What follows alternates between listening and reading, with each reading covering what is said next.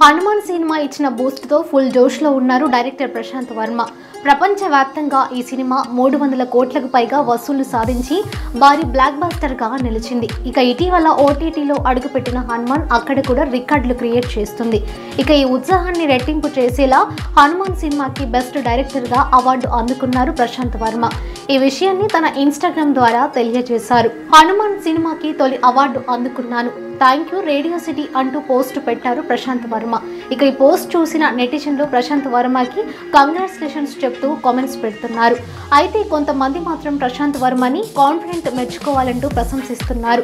హనుమాన్కి తొలి అవార్డు అంటూ ఆయన చెప్పారంటే ఇంకా ఎన్నో అవార్డులు వస్తూనే ఉంటాయి, దాన్నే ఇండైరెక్ట్ గా చెప్పారు అంటూ ఆడియన్స్ కామెంట్లు పెడుతున్నారు. ఇక కెరీర్ విషయానికి వస్తే ప్రశాంత్ వర్మ ఆక్టోపస్ అనే సినిమా షూటింగ్ లో బిజీగా ఉన్నారు. అందులో అనుపమ పరమేశ్వరన్ లీడ్ రోల్ లో నటిస్తోంది.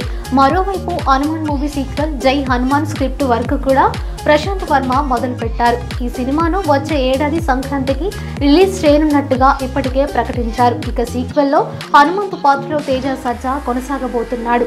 అయితే అంజనేయుడి పాత్రను మాత్రం ఒక స్టార్ హీరో చేస్తారని ప్రశాంత్ వర్మ చెప్పారు.